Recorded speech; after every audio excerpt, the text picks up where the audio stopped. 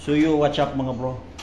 For today's video mga bro, ngayong araw magli-layout po tayo ng mga floor drain, tsaka water closet pipe, tsaka maglalagay tayo ng abang pang second floor mga bro. So right mga bro, so ipapakita namin sa inyo yung layout namin. Itong layout namin, ito ay sa aming diskarte po ito. Pwede nyo pong gayahin, pwede rin nyo pong hindi gayahin mga bro. Right mga bro? So ito yung layout namin mga bro.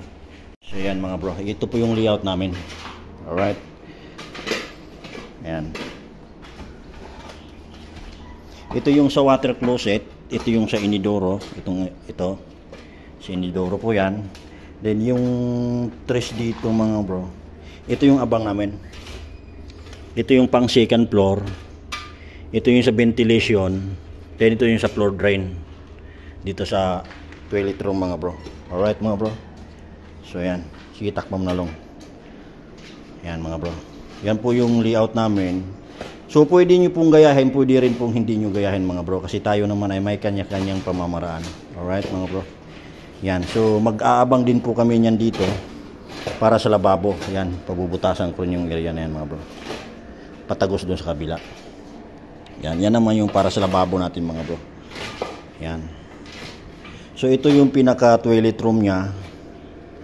Kasi pag ako nagli-layout mga bro, lalong-lalo na dito sa inidoro mga bro, magmula sa wall, magpo 14 inches po kayo mga bro. Alright, so ang pinaka-standard po talaga niyan totally. Ang pinaka-standard po niyan totally mga bro ay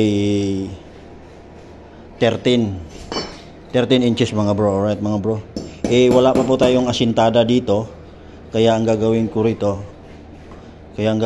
dito, magpo 14 inches ako mga bro. Alright mga bro. So yan. Yan po yung diskarte ko yan mga bro. Alright. So yan. So pinambubutasan ko rin yan.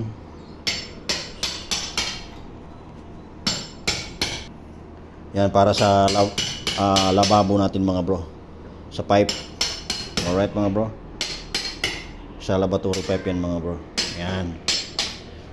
So ito na po yung ano natin, pinaka frame ng formworks natin mga bro. Dito natin ilalagay yung ano, yung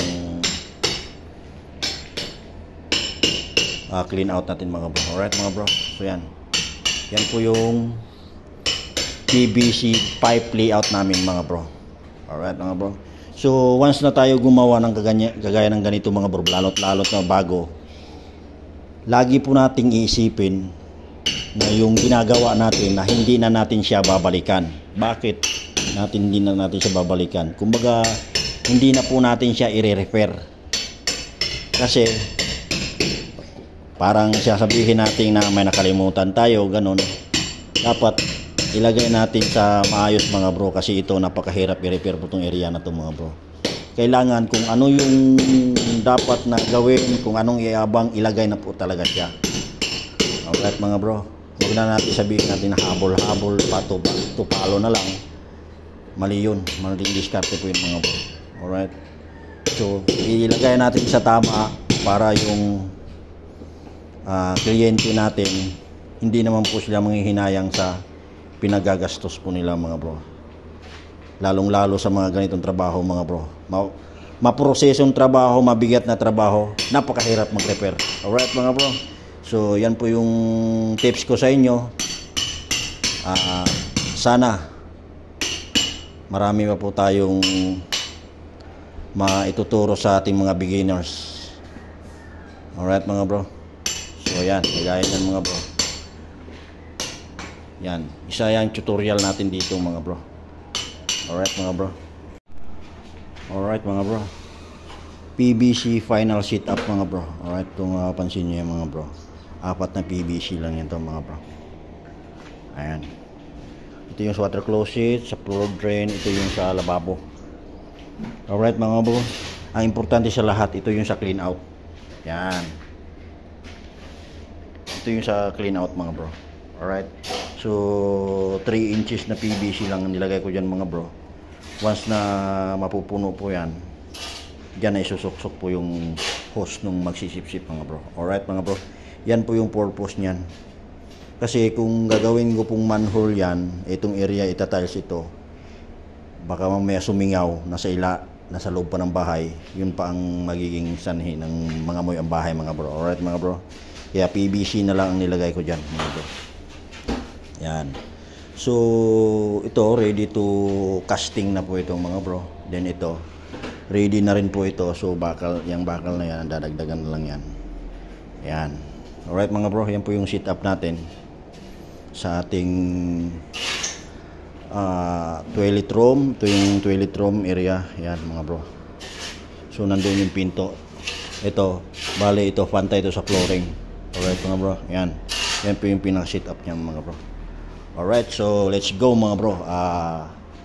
Concrete pouring na po tayo sa ating flooring sa toilet room mga bro. Alright mga bro, yan. So bubuhusan na natin yan ngayon. Nakadrop po ito ng 3 inches mga bro mula dito sa sa flooring. Yun ang maganda dito mga bro. Kailangan 3 or 2 inches ang drop natin. Yun ang walang problema mga bro. Alright mga bro. So yan. Meron kasing iba na mag-layout ng ganito mga bro. Hindi ko lang alam kung sinasadya o ano. Bubuhusan lang lahat yan pantay. Kaya ang nangyayari, magkakaroon ng sukalo. Alright mga bro. Or naka-raised floor yung sa CR niyan mga bro. Pag mga ganong pamamaraan na pag gawa ng toilet room. Alright, meron kasi yung nakikita niyan mga bro na pantay lahat yung flooring, wala pang hindi naka-drop ang CR. Kaya kalimitan na mangyayari no, naka-raised floor yung flooring ng toilet natin mga bro. Alright mga bro. Pero ito, talagang iisipan talaga itong mga bro. Para magiging okay yung trabaho natin dito mga bro. Alright mga bro, para hindi naman sumama ang loob ng ating client sa gastos nila. Alright. So let's go mga bro.